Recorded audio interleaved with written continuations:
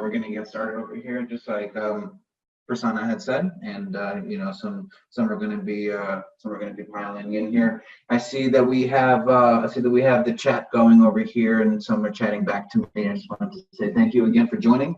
If there's any questions that you have, feel free to put it into the chat, and I'll make sure to answer any questions at the end of the presentation. And today we'll be talking about the concept PMO, how to leverage the cloud for increased organizational performance. And my name is Dan Narkin, and I'm a VP at Trusted IT Group. Let me just go back 1 second. Just wanted to say a special thank you to all the sponsors for making this great conference happen. I know that Microsoft hasn't done an official project conference in quite some time, and I know that Prasanna has done a really great job at organizing this event. I believe that this is the second or third year in a row. So once again, thank you to Prasanna for organizing this. Thank you for having me as a speaker. And thank you to all the sponsors for making this happen. So let me just give you five seconds about Trusted IT Group, who we are and what we do, and this is all going to make this presentation all make sense. So the name of the organization that I'm from is called Trusted IT Group. We are a Microsoft Gold partner in the project and portfolio management space, also a SharePoint partner as well.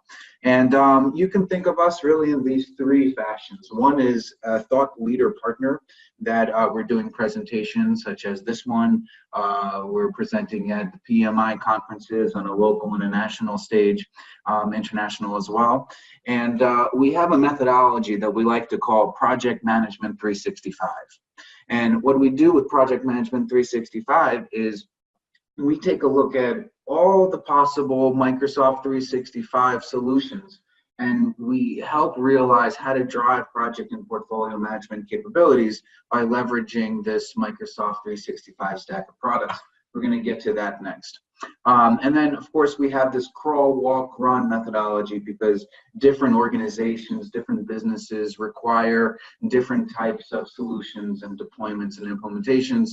So we have different solutions within our arsenal that can help out whether your organization is at an infancy with crawling, or whether the maturity level is a little bit higher or at the continuous improvement. I'm not going to spend too much time on this slide, but I just wanted to let you know some of the services the Trusted IT Group provides, from process and training, as well as solution configurations and enhancements, where you'll see a lot of the Microsoft 365 solutions that we work with as part of the presentation, reporting and dashboards, managed services to provide this unlimited 24/7 365 support, integration with any line of business applications with Microsoft Project Online. And of course, if you're not an enterprise organization and seek Microsoft product or Microsoft licensing, you can reach out to us because we are a Microsoft Cloud Solution Provider. So enough of that, and let's get on to the content. So first of all, since the name of the presentation is going to be, the concept PMO. So first, what we like to do is define what a concept is. What is it? Who is it for? Why do we need it? Where do you find concepts? And the definition of a concept is really something that's conceived in the mind. It's really a thought or a notion. It might be a real idea, might be an abstract idea, but basically it gives you some sort of concept of what can be done.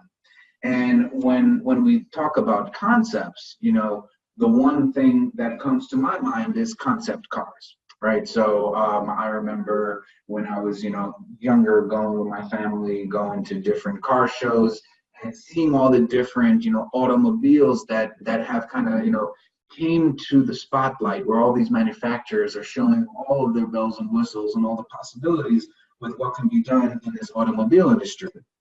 So when you take a look at one of the first cars, right? You can take a look at this one. So for example, this is the first stationary gasoline engine developed by Carl Benz, and it ran for the first time on New Year's Eve, 1879. And when you think about it, if this never happened, then this would have never happened, right? So we need to kind of keep on rising that maturity level and keep driving innovation so that new things can happen. So I'm gonna break out and do a little bit of a section that I like to call how to build a concept car. I promise it's all gonna make sense next. So when we're talking about innovation, one thing that the manufacturers wanted to show is how automobile moves, right? So you can have these really big tires, small tires, really big rims, right? It's really showing how a car could move. You might want to change the appearance of your car, so you can tint it so that it matches the color of the body, right? You could do all sorts of fun stuff with it. For example, you can put LEDs all over the grills, all over the rims, on the body of the car, right? Again, we're just showcasing, in this case, the manufacturers are showcasing what it is that they could do to kind of drive innovation in the space. I don't necessarily think that LEDs all over the place is driving, production or productivity, but it definitely could drive some more excitement, which then drives more, more revenue and brand recognition. Maybe a manufacturer wants to be able to show how easily accessible it is to get into the car. So they're going to go ahead and, make doors that open sideways. And at the same time, maybe someone just wants to jump right into the top and show kind of like the cool factor, the wow factor. So they might want to, make roofs that kind of do that kind of opening fashion. You might want to showcase how state-of-the-art your interiors are and have TV screens and LCDs and all sorts of touch screens all over the place. However, if we kind of come back to what the entire presentation was really about, let's think about, how can we actually build out a concept PMO? And if we were to build together a perfect concept PMO, as if we're building a concept car, we would need to make sure that our PMO has these particular capabilities, right? We want to be able to showcase how there's risk management being involved with the PMO, how PMO has schedule performance management, and how well they have their cost management capabilities in play, and how they have scope management, communication management. As you could notice, that PPM tools that you see that I highlighted right here, even though that we all focus on technology, the technology aspect is only just one aspect out of everything that a PMO could really want, right? So we want to make sure that all these capabilities are continuously driving the business forward and really showing the value of the PMO. So if you were to build this, what are the key features that would be great to have? Well, obviously the first thing would be that you need to be able to provide visibility across all projects, across all resources, across the entire enterprise. If you were to have a perfect way that you could see everything, in order to be able to see through the fog, per se. So another aspect is to manage the demand, right? Just like these little light bulbs are going into the funnel, there needs to be a way to capture every single idea, request, and forecast that demand by putting it into a place where everyone can see, or that everyone that needs to see can see. So along with that, strategy is extremely important to a business, and that's at the core of project and portfolio management. So there needs to be a way to align your projects to the overall business strategy. In addition to that, we understand everyone talks about reporting and metrics, right? This is the hot topic, and it's been the hot topic, and I don't think it's ever not going to be the hot topic. But what's important is that we understand how to communicate those key metrics. We can have meetings upon meetings upon meetings about how things are going, but if we can just consolidate those meetings and those reports to specific KPIs, to specific metrics that we're trying to look at, then we should be able to, kind of build these automated reports and distribute them in a way that communicates exactly what the business is doing. Theoretically, you can even get rid of those meetings talking about the metrics when they're constantly being brought to you in the right fashion. So in addition to this, there's resource plan. So there's the saying right now that sorry, Jason, can't talk to you right now. So there's this saying right now that resources are theoretically, the new oil, that people are the new oil, and people are the most important and could be the most expensive asset within an organization. So being able to plan your resources, put them on the right projects, make sure that they are being allocated properly, and that there's a way to really forecast the demand again, that this is extremely vital. And of course, everyone has been talking, this has been the hot topic that we've been talking about in addition to reporting, is this bimodal PMO.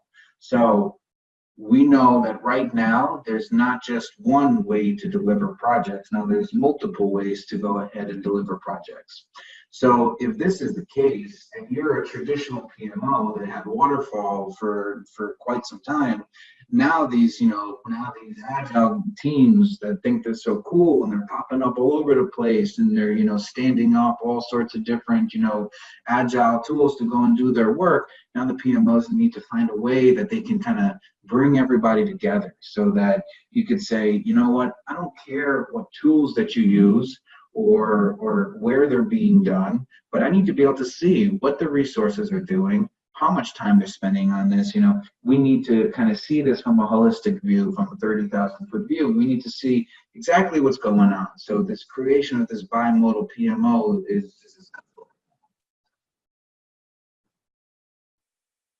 so here now we're talking about everything all in the cloud. So there's been a ton of documentation out, and if you go to our website, www.trusteditgroup.com, you'll find that there is two major reports that were recently published in the past couple of years that we have available for download, and they're the Forrester reports that prove out the ROI of using Microsoft Project Online. Again, there's all these infrastructure cost avoidances and all these other capabilities, but this one file cabinet that kind of shows the perfect reason as to what some of the benefits are, right? Everything is all right here in the cloud that you can just kind of look at what file that you're looking for, and you can pull that right out. And that's essentially what you would get by leveraging this central repository. And we're going to show you what all that looks like in a second. So, those are some of the different features. If you were to build a perfect PMO, how would it look like? So, a couple months ago, I believe it was back in July or August of last year, there was this big shift with Microsoft. And Microsoft had gone through not a restructuring, but they wanted to kind of shuffle around the way that they presented their solutions. So this was kind of the basis of our Project Management 365, again, providing project management advisory across all the Microsoft 365 solutions. So for those that may not be aware with the different ways that Microsoft had kind of organized everything. So if we look in the upper left-hand quadrant, that's where we got our modern workplace. This is typically your everything Office 365. So Microsoft Project Online sits right in there. Microsoft Planner, I don't know if anyone on this call is familiar with Planner. Some are. This is becoming a little bit more popular of a lightweight, kind of task management system. It's kind of like really, really simple, lightweight Scrum work, if you will. So anyway, so that's part of this Office 365 world. We're going to showcase what that looks like in a second. So Again, this is upper left-hand quadrant is your everything, Office 365, to your SharePoint, and your Skype, and your OneDrive, etc. When we look in the upper right-hand quadrant, this is a fairly new development within the Microsoft world. This is Dynamics 365 world that they call the business applications. And some of the solutions out here would be this Dynamics 365, formerly known as CRM. So Dynamics 365 now kind of spread their wings, so to say, and now they have Dynamics Project Service Automation, which is the PSA. They have field services. They have other modules, finance and operations, that I just didn't put here. But just know that in the upper right-hand quadrant is where Microsoft came up with this business applications. If we look to the lower right-hand corner, this is where we get our apps and infrastructure. And that's where we get our Microsoft Azure, our VSTS. And for those that don't know VSTS, or you may have heard of it, may have not, this is Microsoft's answer to kind of the Jiras of the world, or the version 1s of the world. So this is a agile solution that allows you to kind of have this scaled agile framework within your organization, taking it from epics and stories and features and so on. So then there's also Power Apps, and then there's Microsoft Flow. Power Apps, I'm going to showcase this as well. Power Apps is a really neat drag and drop editor that allows you to create these applications and deploy them directly to your organization. So you can theoretically make these apps on your own that work on your phone, that allow you to do certain things within your Microsoft 365 solution set. I'm gonna showcase that soon. And then there's Microsoft Flow, which really does a great job at integrating Microsoft and non-Microsoft technology. We're gonna showcase that as well. And on the lower left-hand corner is where we have our data and artificial intelligence section. The data and artificial intelligence section talks about everyone's favorite reporting solution right now. I mean, Power BI is gaining so much credibility. So Power BI is a big heavy hitter in that category. SQL Server, which is also extremely popular.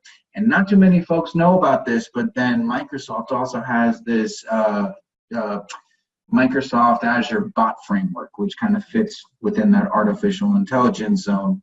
And we're going to showcase that as well. This, so we've developed a solution that allows you to have this question and answer, and we call it a Microsoft Project Bot, where you can ask questions to it, it's going to answer you back, kind of helping out with that. Okay, so now that we know all the different solutions that we could include into this Project Management 365, what we're going to do for purposes of this demo is that we're going to take a look at all of these Microsoft 365 technologies, and we're going to figure out how can we put them all together. And the reason why I put Microsoft Teams into the center is because Microsoft Teams is this new social media, if you will, type of platform that really does a great job at enhancing collaboration, but at the same time bringing all your favorite tools or solutions, software, and putting that all together. So, what we're going to showcase is how can you put your entire PMO and everything that you're doing within the PMO within Microsoft Teams. So, try to stay with me on this demo part, because I'm going to be showcasing a whole lot of different features. And I'm going to call out what solutions are in which tabs, and I'm going to do my best at explaining this. So we're going to be including, Word and Planner and Microsoft Project Online, Excel, OneDrive, Power Apps, Azure, VSTS. We're going to throw in the bot also. We're going to have reporting with Power BI, Flow, Dynamics, Skype, SharePoint. I mean, it's a lot. It's a lot we're going to put in there. And what you should be able to see is that by leveraging all these different solutions, you're also going to be able to enhance your project and portfolio management capabilities by having governance, and risk management, and cost management, and quality control, all the way through professional development. All this is going to be touched upon. And what's so great about this Microsoft Teams is that you can bring over not just Microsoft technology, but we're also going to include non-Microsoft technology, such as like a Wikipedia type of site, and YouTube and Jira for those agile folks, and GitHub. So bear with me on this presentation right here, and this demo, and we're gonna get onto this over here. Okay.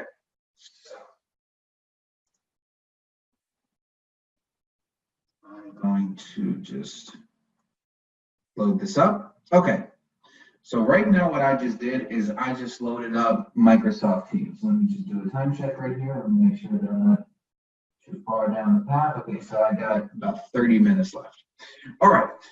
So what we're looking at right now is Microsoft Teams.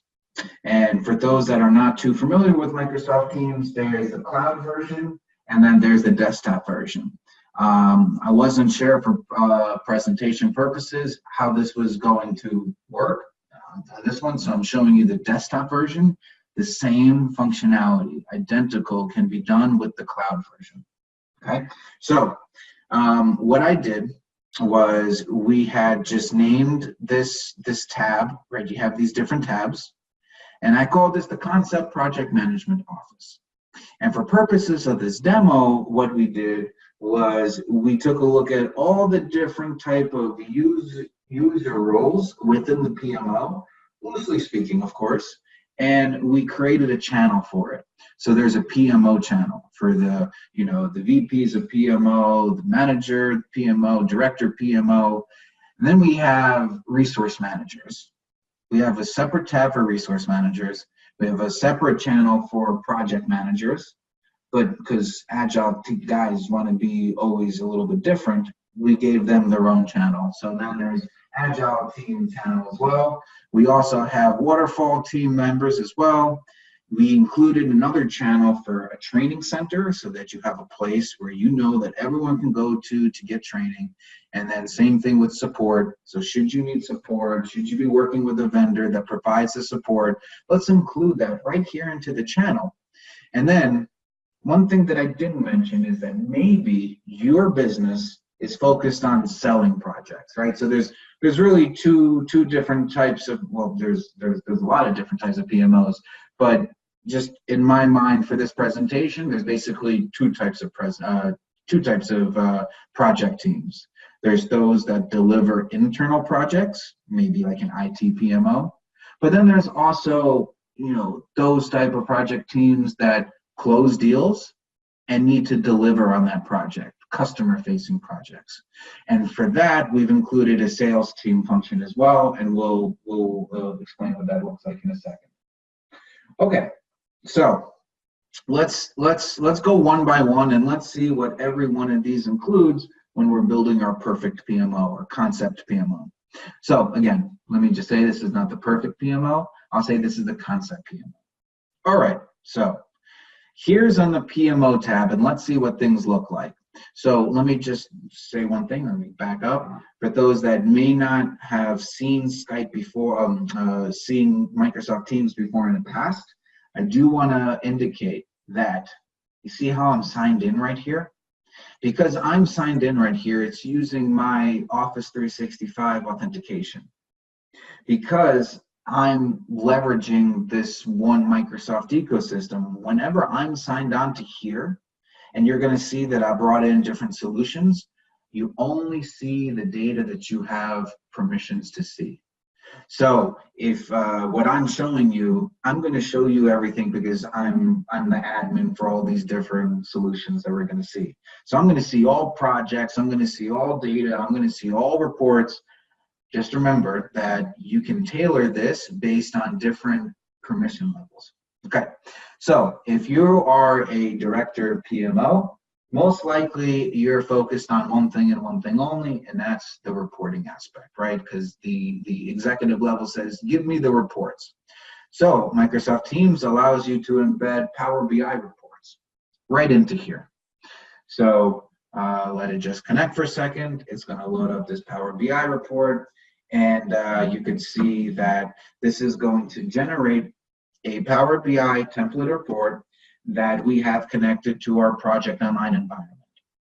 Again, why this is important is because this is going to automate the way that reporting is being distributed. Again, so if you know from a PMO perspective that the only thing you care about is you want to take a look at your project name, your percent to complete, your cost variance, and how many work hours are involved, you could just embed that report and go check that out right there.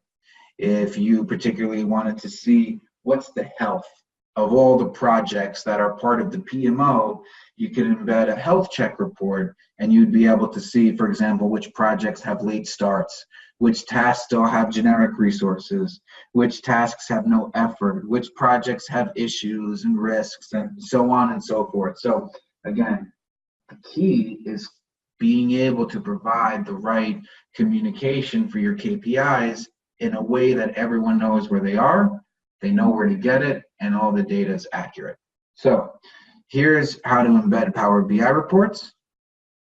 Now, let's say from a PMO perspective, you also want to see what are the current active projects within the organization. What is the status? Give me some high-level reporting. I need to see what's active. I might want to drill into them. I might not. So a report specifically doesn't do that. So here, what we did was we embedded Microsoft Project Online into the Teams channel. Now, for those that may not know, you can also embed Power BI reports into Microsoft Project Online. So what you're seeing is, and I can actually make this a little bit bigger, we're still in Teams, and here's Microsoft Project Online. Here's our demo environment. And you can see, and I'm just going to scroll down, and here's what we call the Project Center. So the Project Center gives you the opportunity where you can go ahead and open up some of these portfolios, and you have different ways that you can group it. You see that I have a grouping by departments and project departments. So for those that are not too familiar with Microsoft Project Online, but you're familiar with Microsoft Project Standard Desktop application, each one of these line items is a separate MPP file.